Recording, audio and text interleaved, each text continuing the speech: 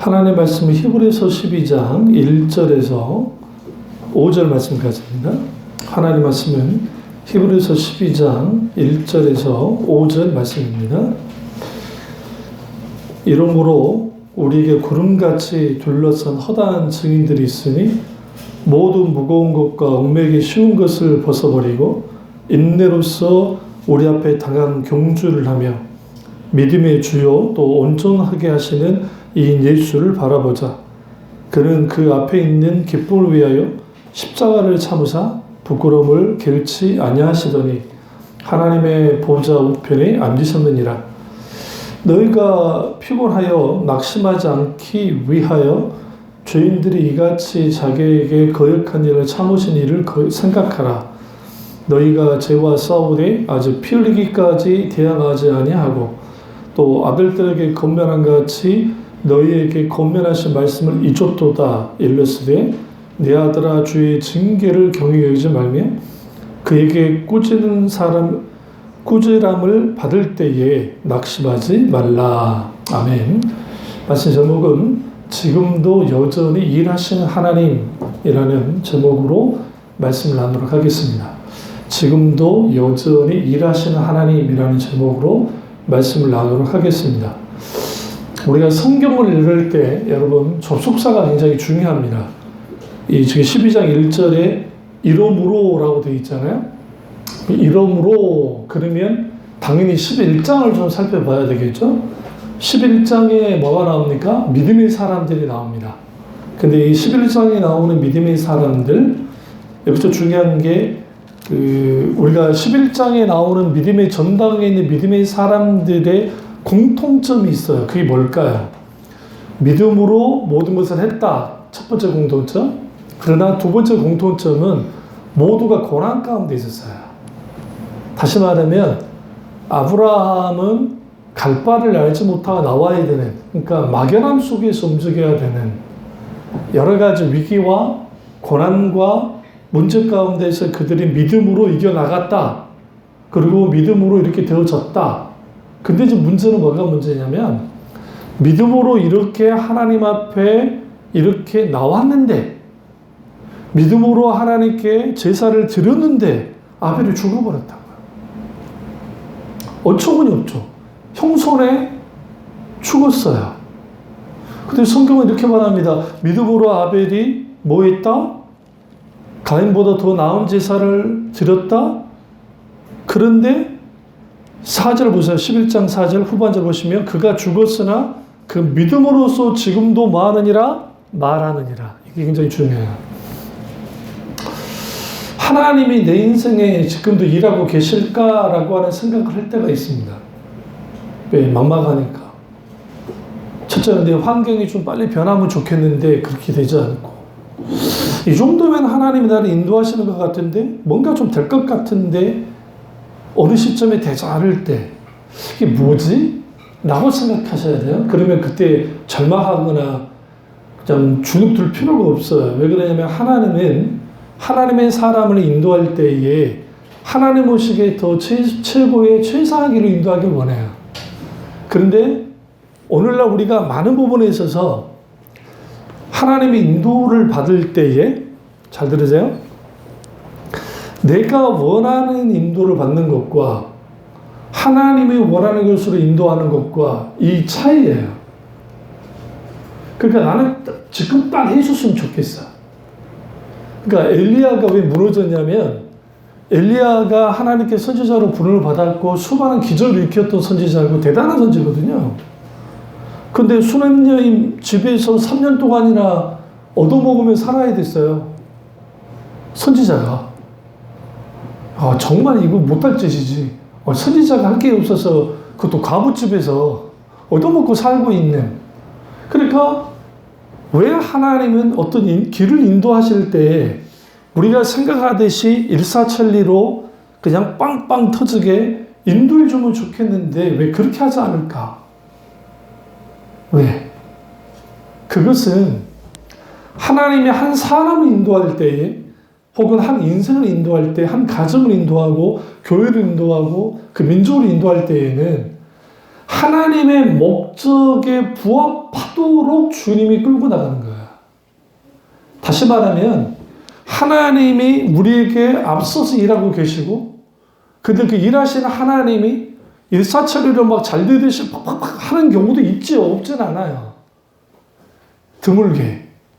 그런데 그렇지 않게 인도하실 때는 뭘 갖고 있냐면, 하나님이 그 과정을 통해서 충분히 그 사람이 하나님을 신뢰하는 법을 배우게 하고, 의지하는 법을 배우게 하고, 그리고 하나님이 그 과정을 통해서 그를 다루어서 하나님이 결정적일 때 쓸 수 있는 하나님의 사람으로 만들어 놓는 거예요.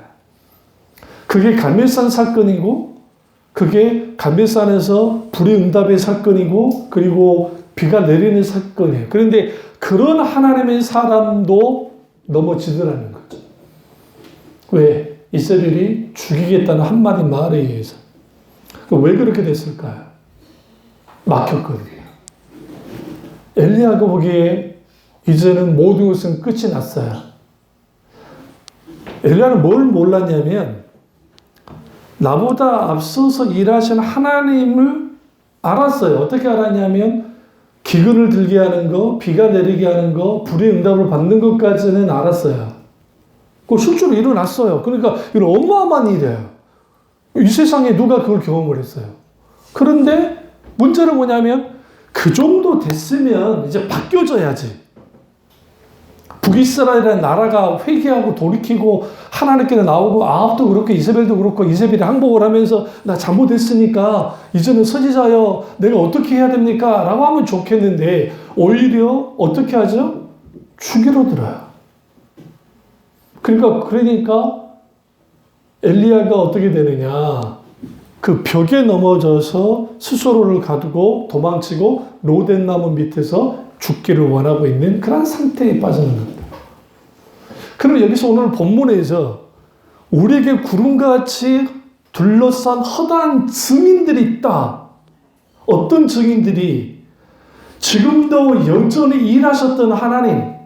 히브리서 11장에 아브라함 혼자 일한 게 아니라, 야곱 혼자 일한 게 아니라, 아벨 혼자 일한 게 아니라 여전히 함께 하셨던 하나님. 그런데 중요한 것은 아벨은 너무 쉽게, 너무 허망하게 죽었단 말이죠.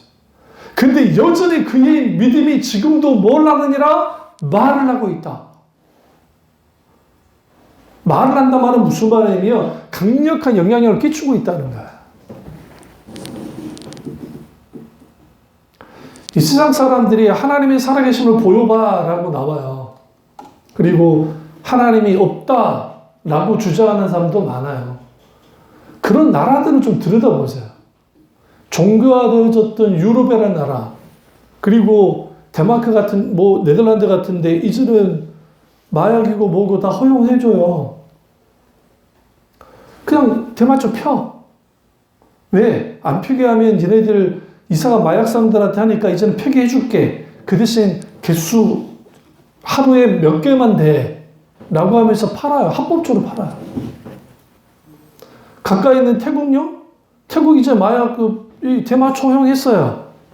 그래서 우리가 혹시라도 태국 여행 갔다가 대마가 과자에 들어가기도 하고 다 들어가요.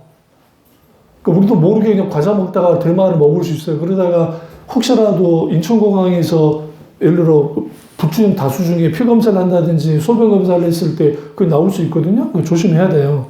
그 왜 그러느냐? 그 나라도 마약이 많거든요. 이게 통제가 안 되니까, 그렇다고 한다면 그 안에서 움직여지자. 하나님을 떠나면 인간은 기본적으로 자기 통제를, 그러니까 자기가 주인 되어졌으니까 자기가 마음대로 하기를 원해요. 그러면 여기서 뭐가 사라지냐면 하나님을 향한 거룩한 의무가 사라져요. 하나님을 향한 거룩한 의무가 사라진다는 말은 무슨 말이냐면 마땅히 하나님과의 관계에서 해야 될 것들이 다 뒤로 밀려나요. 그리고 그걸 채우는 게 율법주의, 기복주의, 인본주의, 죽은 정통주의, 그런 것들이 딱 채워지는 거예요. 그래서 종교화된 신앙으로 딱 되어지면 히브리서 11장은 어떻게 들여다보냐면 믿음의 승리의 기록이야. 으쌰으쌰해서 우리는 아브라함처럼 승리하고 모세처럼 승리하고 뭐 누구처럼 승리해야 돼. 근데 히브리서 11장은 승리의 기록이 아니에요. 예수 믿음으로 말미암아 하나님을 믿음으로 말미암아 고난당한 자들의 기록이에요. 그런데 그것을 그들의 믿음으로 이겼다는 거죠. 믿음으로. 단순히 막 승리의 기록이 아니라고요. 어떻게 이기느냐?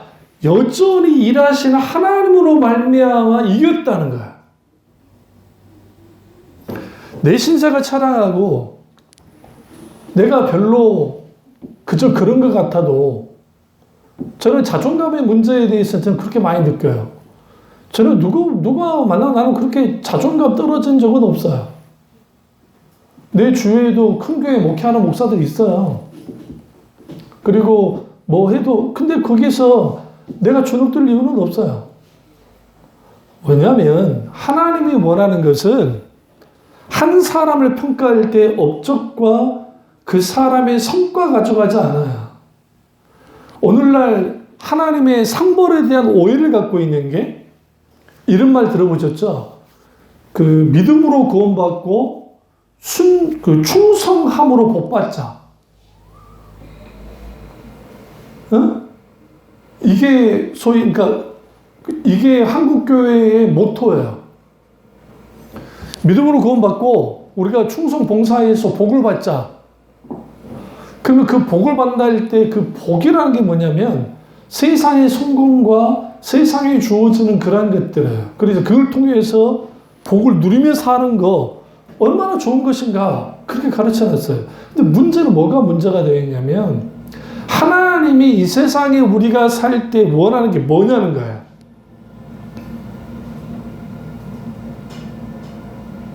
뭐죠? 누구 말대로 연봉 제가 말씀드린 지난주에 상위 0.1% 직장인들이 연봉이 제가 그랬잖아요. 10억 이상이 된다고. 연봉이 그러니까 매달 거의 1억씩 버는 거야. 그럼 그렇게 벌어서 정말 대단한 저택에 살고 소위 저는 여러분 들여다보세요. 한번 들여다보시면 연예인들을 들여다보세요. 연예인들 중에 뭐 100억을 버는데 200억 버는데 뭐 연예인들을 보면 가장 먼저 하는 게 뭐죠? 비싼 주택을 사잖아요. 그러니까 좋은 집을 사요. 그 다음에 그게 뭐죠? 자동차 사요. 그냥 자동차 말고 한 3억짜리, 5억짜리. 응? 손흥민이가 타고 다니는 게 그 10억짜리인가를 타고 다니잖아요. 그럴 만한 게 그 주급이 2억 6천인가 뭐 3억 가까이 되니까 주급이 우리는 그런 감이 안 되니까 그러니까 저기 타고 다니는 거예요. 그러니까 그런 친구한테 뭐라 할 건 안 돼요. 왜냐하면 워낙 그러나 런던에 영국에 사는 그 집값 그 월세가 얼마인 줄 아세요? 2억 5천인가 돼요. 한 달에. 이거 아셔야 돼요. 어느 정도 세상적으로 성공을 하면 돈의 기준이 달라져요. 그리고 생각의 기준이 달라져요. 그리고 그렇게 성공을 해서 인생 살았어요. 그리고 존경도 받고 인기도 끌어요. 근데 거기에 남는 게 뭐냐는 거예요.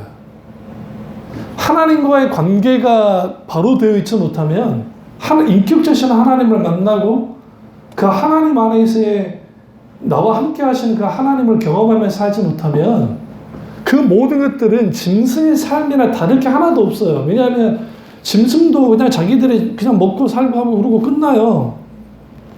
하나님이 이 땅에 우리를 태어나게 하신 이유는 단순히 그냥 세상이 말하는 잘 먹고 잘 살다가 가라는 게 아니에요. 하나님이 오늘 우리 가운데 하나님 되심을 드러내시면서 내가 너희를 위해서 내가 우주 만물의 모든 것들 내가 너희를 다 줬어. 그러니까 너희가 나와 함께 하자. 그리고 나는 너희를 위해서 여전히 일하고 있어. 너희들의 형편과 사정과 여건을 알겠어. 그럼에도 불구하고 조건을 뛰어넘는 사랑, 조건을 뛰어넘는 하나님에 대한 믿음, 그게 히브리서 11장에 나와 있는 하나님의 사람들인데 그들이 그 조건을 뛰어넘는 하나님과의 믿음의 관계를 가지고 있을 때 그들이 아는 게 뭐냐면 하나님은 지금도 여전히 일하고 계시다는 거예요. 누구를 위해서? 자기를 위해서. 아브라함이 가나안 땅에 그에 들어서 이집트로 내려갔을 때에 하나님은 먼저 가고 계셨어요. 광야 이스라엘 백성들이 광야로 들어가기 전에 이미 하나님이 먼저 광야로 들어갔다고 신명기에서 말하고 있어요. 앞서가셨다. 그리고 일하고 계셨다고. 근데 우리는 그 일하심에 대하여 우리는 그것에 대해서 왜 경험하지 못하느냐? 믿음의 눈으로 하나님이 내 인생을 어떻게 끌고 나가신지에 대해서 깊이 들여다보진 않아요. 묵상하진 않아요. 믿음이 어떻게 변질되느냐? 믿음은 만사를 변화시킨다. 기도는 만사를 변화시키고 믿음도 만사를 변화시킨다. 그래서 믿음 만능을 가지고 나왔단 말이에요. 여기서 말하는 믿음의 만능이라는 게 뭐냐면 믿음으로 기도하고 믿음으로 부르짖고 믿음으로 막 해버리면 거기에서 뭐가 되느냐? 안 이루어질 게 없다는 거야. 침례교회 이름만 되는 아는 목사님이 계시는데 그분이 한 15년 전인가 20년 전인가 교인이 도끼를 가지고 와가지고 도끼를 던져서 목사님의 설교를 하고 있는데 여기에 찍힌 거예요. 박힌 거예요. 그 글을 읽었어요. 근데 언제 생각해보면 그때 그런 일이 있었다는 게 기억이 떠오르더라고요. 근데 그분이 써놨던 글이 뭐냐면 내가 그때 겁먹지 않고 그대로 있었으면 그거 맞아서 순교해서 죽었을 텐데 순교하지 못한 게 하나님 앞에 너무너무 부끄러웠다고 하면서 그랬다는. 그래서 병원에 갔더니 사모님이 와가지고 그냥 있다가 순교하지 왜 그러셨어요? 그러더라는 거예요. 여러분 그 신앙은 어떻게 생각하세요? 어떻게 보면 정말 대단한 믿음 같잖아요. 그쵸? 어떻게 그런 신앙을 가질 수 있지? 그분의 신앙이니까 평가는 하나님이 하실 거예요. 그러나 하나님은 그런 하나님이 아니에요. 만약에 이분의 논리로 하면 베드로고 모든 사도들은 예수님이 십자가에 죽으실 때 성령 강림 이후에 그들은 직접 가가지고 나 죽여 해야 돼요. 근데 왜 사도들이 피했을까요? 겁이 나서? 아니에요. 하나님의 인도를 받은 거예요. 그러니까 하나님의 각 사람을 향한 하나님의 뜻과 목적이 있어요. 그리고 그렇게 죽는 것은 순교가 아니에요. 무슨 말인지 아시죠? 오히려 큰 일이에요. 시험 들 만한 일이에요. 교인이 목사님에게 도끼를 던져서 했어요. 그런 순교가 아니라고요. 어떤 상황, 어떤 사건이 그 대신 그 목사님께 존경할 수 있는 거는 뭐였냐면 그 사람을 용서했다는 거예요. 그리고 교인들에게 탄원서를 쓰게 해서 용서했다는 거예요. 그리고 그 사람이 정신적으로 이상이 있어서 그런 거니까 그냥 실제로 정신적으로 이상은 없었는데 그렇게 해서 그 사람이 풀려날 수 있도록 해. 그거는 정말 대단하다고 생각해요. 아무나 할 수 있는 게 아니니까. 근데 그것을 통해서 뭘 하게 되어지냐면 그게 전투적이고 그게 신앙이라고 가르치는 게 문제인 거예요. 응? 그러니까 그 교회 분위기는 지금도 그 분위기 속에 신앙생활을 해요. 젊은 청년 애들부터 시작해서 작년에 이르기까지. 여기서 뭘 딱 놓쳤냐면 그걸 하나님이 어떻게 보실까요? 어떻게 보실까? 하나님의 사람들이 히브리서 11장에 분명하게 불의의 세력을 어떤 고난을 당하도 구차히 풀려나기를 원치 않았다고 하는 35절에 있는 말씀처럼 그런 신앙은 정말 인정할 만한 신앙이에요. 이때는 이 상황은 어떤 상황이냐면 하나님을 부인해라. 그러니까 하나님 그분을 부인하자면 가만두지 않겠다고 하니까 끝까지 주님 편에 선 것은 그게 순교인 거예요. 끝까지. 그래서 이전에 분강사 목사님들이 우스갯소리로 공산당이 다시 쳐들어와가지고 촛불을 대면서 너 예수 믿을래 안 믿을래? 안 믿으면 안 믿는다면 살려줄게. 근데 믿는다고 하면 죽일 거야 했을 때 그래야 진짜가 아닌지가 드러날 거라고. 진짜로. 그럼 또 이렇게 나올 수 있어요. 아이, 그때 안 믿겠다 해놓고 믿으면 되지. 그 사람들은 대단한 거야. 근데 그 상황에서 하나님께서 뭘 원하시냐는 거예요. 그럼 다시 돌아와서 믿음의 히브리서 11장 말씀을 쭉 설명하다가 결국은 하나님이 인류를 향한 하나님의 그 뜻은 뭐냐? 결국은 모든 것을 회복시키고 그리고 살아서 역사하신 하나님으로 말미암아 하나님의 자녀가 원래의 하나님의 자녀의 자리로 가는 거예요. 그래서 뭐냐면 하나님과 아벨로부터 시작해서 후에 다윗 그들에 이르기까지 그들이 결국은 믿음은 은혜로 시작해서 그리고 은혜로 시작해서 책임을 목적으로 하는 건데 이게 좀 어려운 말인데 무슨 말이냐면 하나님이 우리에게 목적하신 바가 있고 그 목적하신 바를 하나님과 함께 이루어 나가는 거예요. 믿음을 통해서. 그리고 마지막 인생에 대해서 평가할 때는 그 사람이 어떤 결과를 내고 어떤 뭘 내고가 아니라 얼마만큼 하나님의 목적이 부합하여 갔냐는 거예요. 근데 많은 사람들이 그러지 못하거든요. 그러니까 예수 믿기 전에는 제약 없는 삶을 살고 싶어 해요. 그러나 예수를 믿고 난 다음에는 제약되는 삶을 살아요. 어떤 제약을 갖게 되느냐? 하나님과의 관계에서의 제약이에요. 근데 오늘날에 너무나 많은 교회가 어떤 짓을 했냐면 이거는 제 말도 아니에요. 저도 그걸 느끼지만 김나중 목사님이 정확하게 지적했던 게 하나님을 향한 거룩한 의무들을 내팽개치기 시작했다는 거예요. 그 대표적인 주일성수예요. 대표적인 게. 왜 쉽게 그를 팽개쳤느냐? 하나님과의 관계가 더 중요함에도 불구하고 그러니까 이건 뒤로 밀려나. 왜? 조건 안에서 신앙이 다 되어지기 때문에. 그들의 조건 속에서 하나님이 있어요. 기도도 이렇게 바뀌어진 거예요. 그래서 하나님이 살아계시고 진짜 하나님이라고 한다면 내가 이 기도를 했으니까 하나님의 이 기도를 들어주셔야 돼. 안 들어주면 안 돼요. 그 대상에 꼭 하나님일 필요는 없어요. 부처님도 괜찮고 다 좋아요. 그러나 들어주셔야 돼. 그래서 하나님이 아니라고 할 때 그것도 하나님의 응답임에도 불구하고 응답으로 치지 않는 거예요. 성경에 하나님이 아니라고 한 것들이 많아요. 이삭을 향해서도 이집트로 내려가라 할 때 아니라 그랬잖아요. 안 내려갔잖아요. 그러면 형통해야죠. 결과는 마누라 뺏겼어요.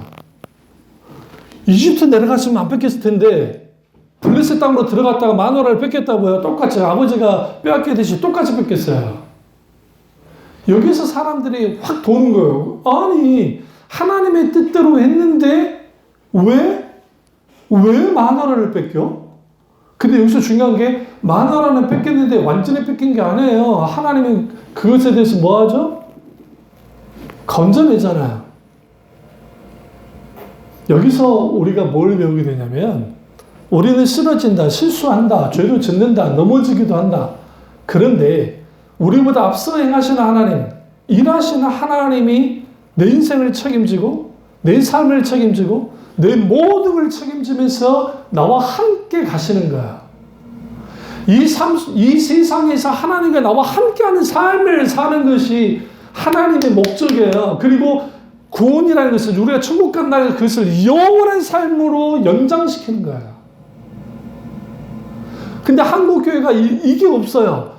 현세의 삶 속에서 하나님과 동역하고 동행하고 하나님과 친밀한 교제를 나누고 그렇게 하나님을 경험하는 삶을 사는 것, 사실적인 실제적인 하나님을 오늘의 하나님을 경험하고 내 삶의 현장에서 사역 속에서 그 하나님을 경험하고 그 경험함 속에서 그렇게 나아가야 되는데 그게 없는 거예요.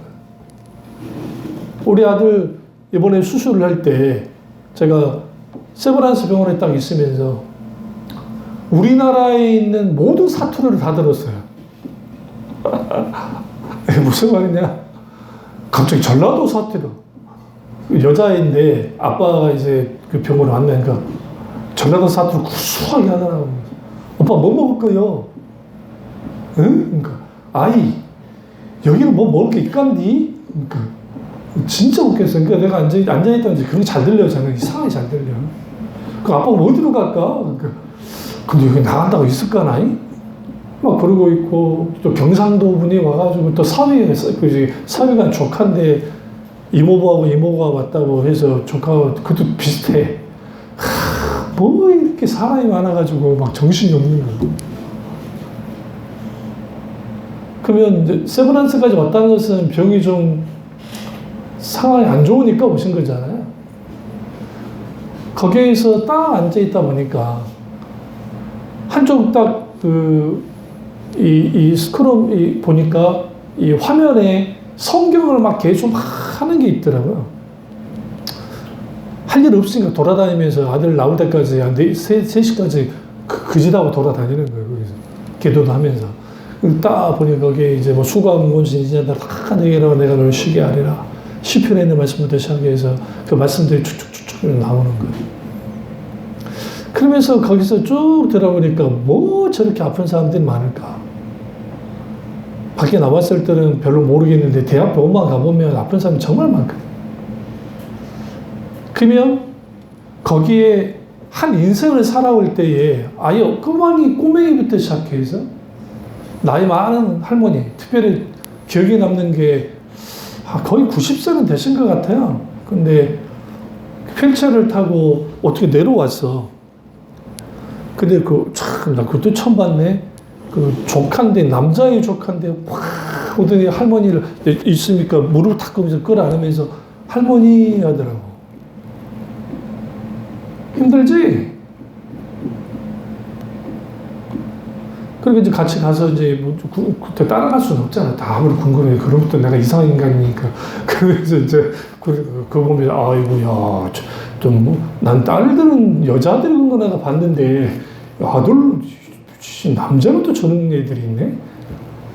각기 그걸 통해서 인생을 살아요. 세상 말로 한 90세 넘었으면 그 정도 됐으면 될 것 같은데 뭐하러 병원 왔을까? 소위 나쁜 정치인들 그따위 말들 하잖아요. 생은 내가 살아가는 생은 하루라도 더 사는 게 좋죠. 근데 중요한 거는 하나님 없는 인생, 하나님이 나보다 앞서 행하시고 여전히 일하시는 하나님을 경험하지 못하는 인생을 살면 내가 큰 성과를 내도 공허해요. 근데 세상 사람 보기에 내가 어떤 성과도 없고 어떤 걸 내가 이루지 못했다 할지라도 초라하지 않아요. 예전에 봉헌성가 중에 조가산간도 나는 만족하네 값진 재물도 내게 없지만 우리가 얼마나 많이 불렀어. 우리 어렸을 때, 우리 젊었을 때. 요즘 부르지도 않아. 초가상간이 싫어. 그리고 초가상간이 뭔지도 몰라. 저는 초가상간을 살았으니까 알아요. 살아왔으니까 초가집에. 응?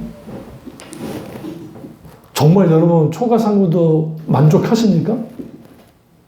왜 만족이 안 되는 줄 아세요? 왜 그럴까요? 여전히 나를 위해서 일하시는 하나님이 나한테 이러시면 안 되는 거예요.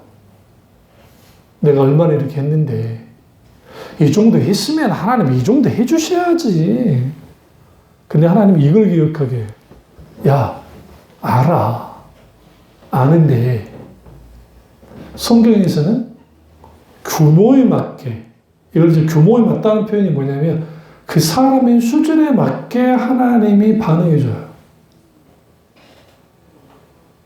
안수리 집사가 갑자기 로또가 120억이 됐다. 이건 조심해야 돼.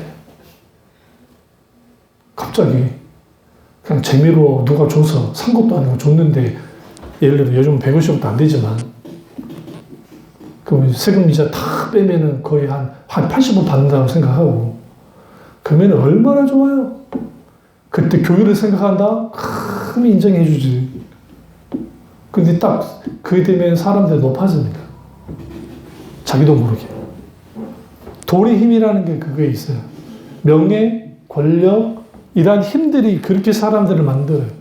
그래서 하나님이 사람들마다 하나님이 각기 그 인생에 개입하시고 역사하실 때에 그게 우리가 보기에 별거 아닌 것 같고 뭐같이 보일지는 모르지만 우리의 살고 있는 현실이 모호하고 답답해요. 그래서 하나님이 내게 두 손을 놓고 있는 것 같다는 생각이 들 때, 근데 여기서 중요한 건 그것은 하나의 과정일 뿐이라는 거예요. 결과가 아니고. 우리는 그 과정 속에 있어요. 근데 우리는 그 결과까지 다 들여다봐버려요. 이게 결과라고 생각해요. 그러니까 예언기도 받으러 다니고 답답하니까 신년 초가 되면 토종비결을 보는 거예요. 사람들이. 여러분 토종비결을 왜 볼까요? 답답하니까. 우리나라 정치인들 중에 기독교인인데 선거철만 되면은 용화하다는 무당한테 가가지고 해. 진짜로 해요. 이건 공공한 비결이에요. 현 대통령의 왕자 이거 있죠? 무당한테 했던. 이게 그냥 했다고 생각하세요? 응? 왕이 될 상인가? 이정재요. 왜 이정재가 됐어? 이렇게 새겨나면 그 기운이 붙어서 실제 대통령 됐잖아요. 얼마나 용해. 그러니까 얼마나 좋아요. 그럼 우리 이렇게 생각합니다. 아, 그 사람 대통령 됐으니까, 뭐가 됐으니까, 아우, 이제 대단한 거, 역사에 대단하게 기록되겠다. 하나님이 그것에 대해서 어떻게 보십니까? 평가하지 않아요. 하나님이 평가를 안 해버려요. 그게 대표적인 사울이에요. 하나님이 이 다윗에 대해서 평가할 때에 이세의 다윗은 나와 마음이 합한 자다 라고 주님 평가하시고, 아브라함을 향해서는 아브라함은 나와 벗이야, 친구야. 모세를 향해서는 모세는 나와 직접 대면해서 이야기를 나누는 사이야. 이게 뭘 의미할까요? 하나님의 평가예요. 나는 그렇게 다가와. 모세가 사역을 감당할 때 너무 힘들었어요. 300만 그 말도 안 되는 그 사람들을 통해서 이걸 감당하려니 감당이 안 되는 거예요. 심지어는 친누나하고 형이 대들 싹 붙이질 않나, 권위에 도전을 하지 않나. 그리고 심지어는 거기에 있는 수많은 이 사촌 형이 고라가 반란을 일으켜서 모세를 죽이려 들지 않나. 그러니까 이런 일련의 과정 속에서 모세가 얼마나 외로웠겠어요. 여러분 명심하세요. 여호수아가 왜 모세 뒤에 지도자가 되라니까 왜 싫어했을까요? 왜 겁을 냈을까요? 다 봤거든, 옆에서. 갈렙은 안 봤어. 왜? 갈렙은 어차피 족장에 있으니까 했는데 여호수아는 비서잖아요. 모세는 비서로서 있다 보니까 이 사람들이 어떤 그 성경의 여호수아 1장에 그들의 목이 고는 건 아는데 어떻게 하겠냐? 이걸 어떻게 합니까, 하나님? 그러니까 뭐라고 해요? 내가 너와 함께 할 거야. 이게 진짜 중요해요. 내가 너와 함께 할 거야. 그대로 두려워하고 할 필요 없어. 내가 모세와 했던 것 같이 해줄게. 이게 여전히 함께 하신 하나님이에요. 여러분의 믿음의 모델들을 여러분이 세우셔야 돼요. 그래서 내가 아브라함이 모델이 되고 저는 모델이 딱 두 사람이에요. 구약에는 다윗이고 신약에서는 요한이에요. 저는 사도 요한을 너무 사랑해요. 대부분의 목사님들은 사도 바울을 사랑하거든요. 그래서 저는 사도 요한을 사랑해요. 왜? 요한복음에서 내가 완전히 깨졌기 때문에. 참미 중학교의 이름이 요한복음 1장에서 나왔으니까. 소명도 요한복음 1장에서. 나와 인격제시한 하나님에 대한 신앙도 요한복음에서 나왔어요. 처음 성경을 읽을 때 형한테 물어봤어요. 형, 내가 성경을 이제 처음으로 읽어야 되겠는데 어디를 읽어야 되냐? 그 묻기 전에 내가 창세기부터 읽었어요. 좀. 그는 괜찮았어. 거기까지는. 그런데 문제가 있었어요. 레위기에서 미쳐버린 거예요. 레위기는 나갈 수가 없어. 왜? 법이 어쩌고 저쩌고 하니까 안 읽어져. 그 창세기는 어떻게 읽었는지를 모르겠어. 그래서 하는 말이, 그러면 사복음서를 읽어라. 그러니까 마태, 마가, 누가, 요한복음 읽어라. 그런데 니를 보면 절대로 못 읽을 거니까 책 한 줄도 안 보면 되니까 그러면 요한복음 읽어라. 지금 생각하면 말도 안 되는 않다는 거야. 요한복음이 가장 쉬운 성경이긴 해요. 언뜻 보면. 근데 가장 어려워요. 깊어요. 굉장히 깊은 말씀이에요. 그래서 요한복음을 읽은 거예요. 태초에 말씀에 계시니라. 그걸 읽고 쭉 있다가 인격자신 하나님을 거기서 만나기 시작한 거예요. 어릴 때. 말씀 가운데. 그게 형의 조언이 컸다고 생각해요. 왜냐하면 내가 다른 성경을 먼저 봤으면 내가 마태복음이든 누가복음 다 좋죠. 성경 역사 할 수도 있겠죠. 그런데 가장 먼저 내게 다이렉트로 온 게 그때 요한복음을 어떻게 읽었느냐. 이해가 안 되니까 한 번 읽고 두 번 읽고 세 번 읽고 네 번, 10번 읽었어요. 요한복음만. 주구장창 요한복음만.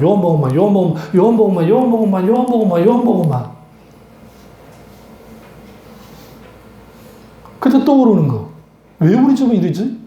왜 이렇게 가난에 호덕이지? 우리 어머니는 하나님마다 왜 이렇게 족족 망하는 걸까? 하나님은 도대체 뭘 하고 계시지? 의문이 들었어요. 그러니까 이거 아닌 것 같은데.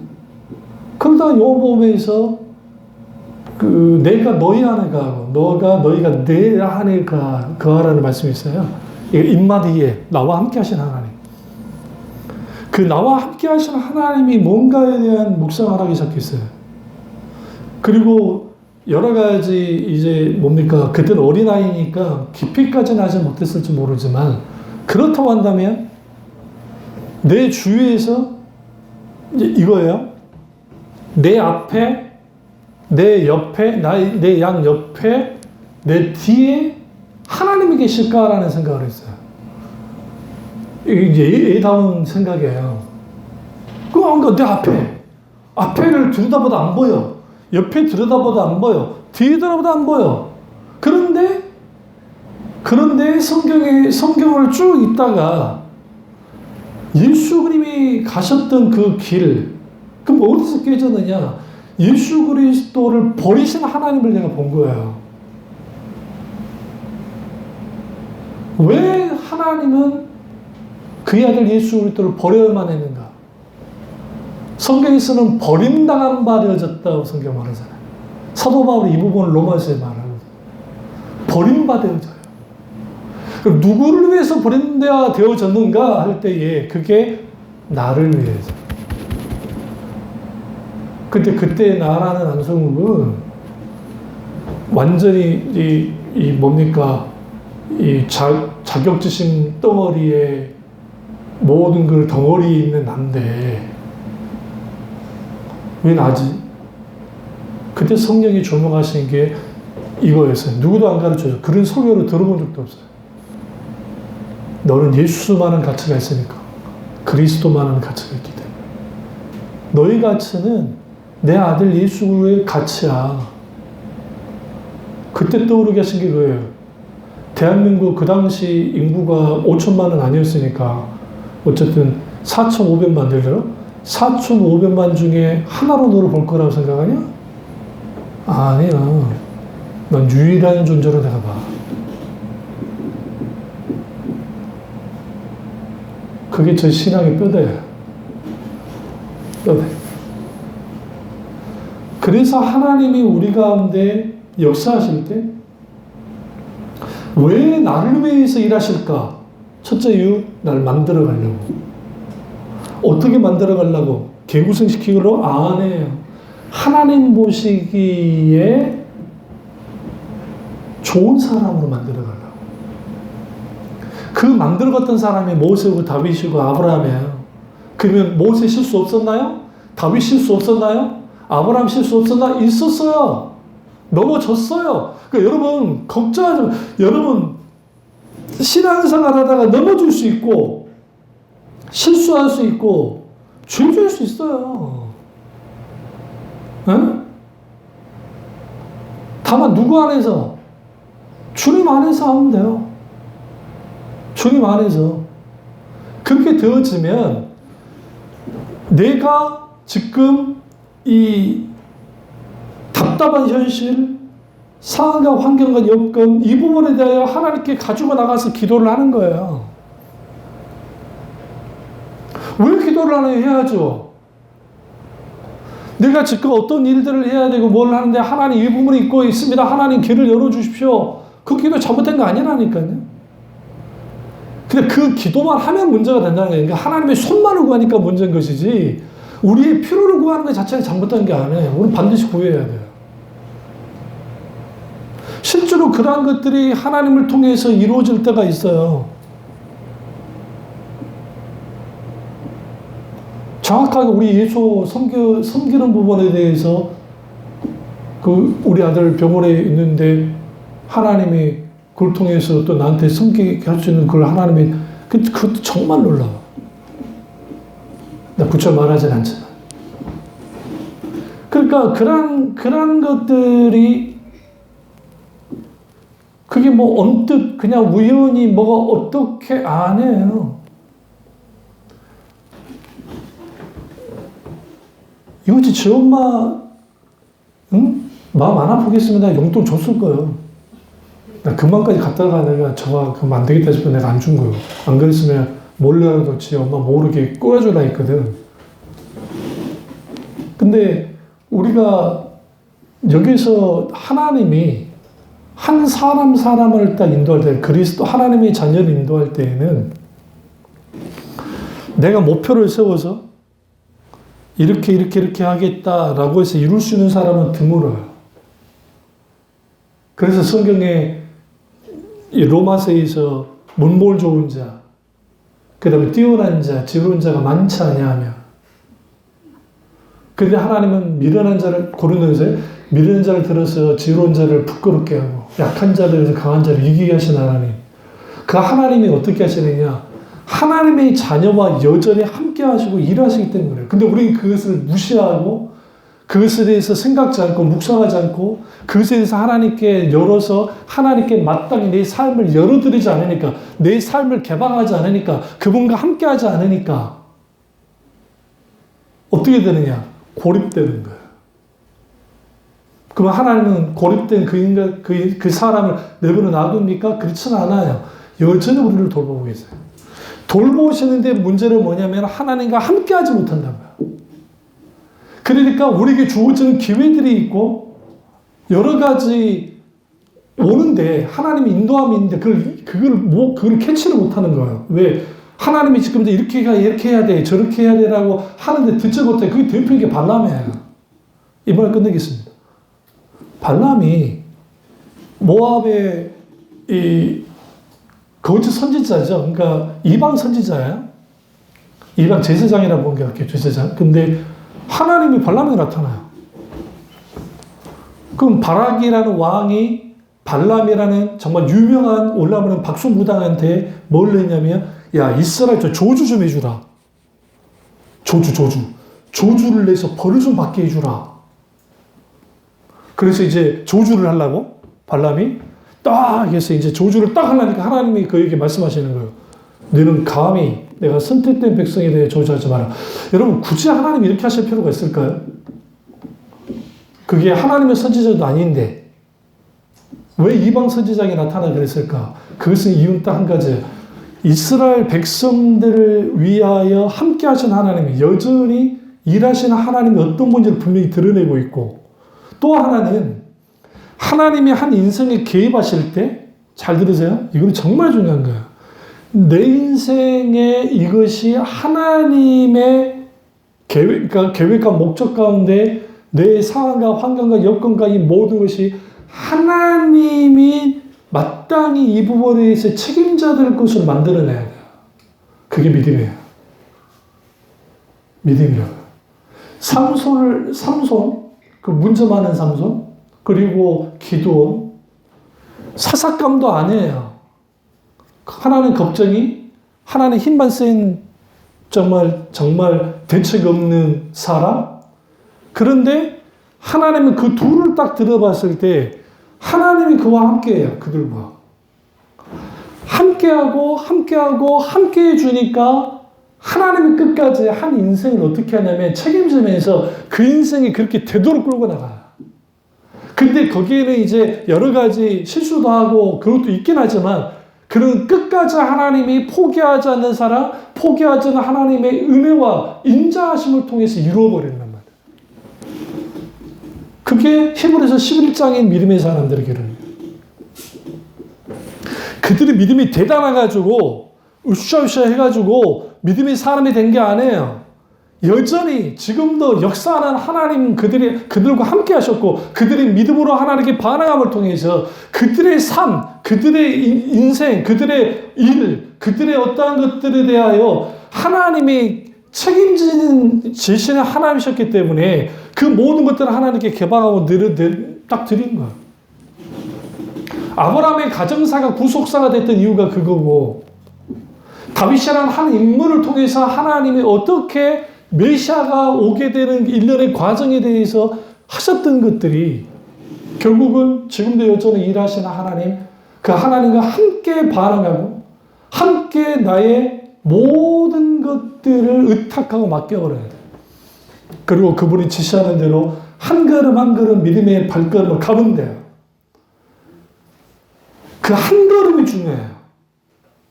우리는 너무 결과에까지 가려고, 목표까지 가려고 그래요. 응? 한 걸음, 또 한 걸음. 그래서 마라톤 선수, 우리나라 유명한 황영조 선수도 그렇고, 이봉주 선수도 그렇고, 그때 했던 말을 했어요. 이봉주 씨가 특별히 했던 말 중에, 한 걸음을 디딜 때, 그 걸음을 디디는 것만 보고 간다고.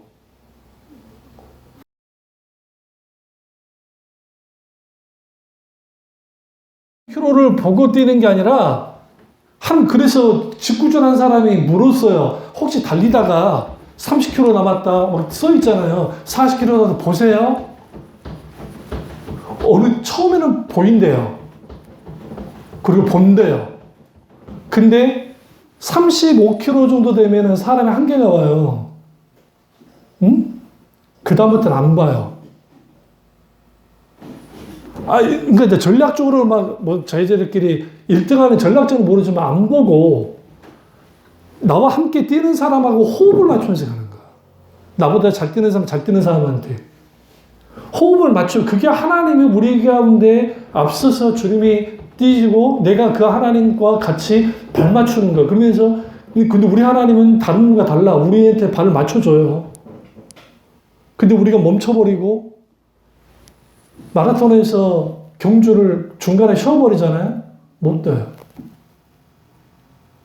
못 떠요.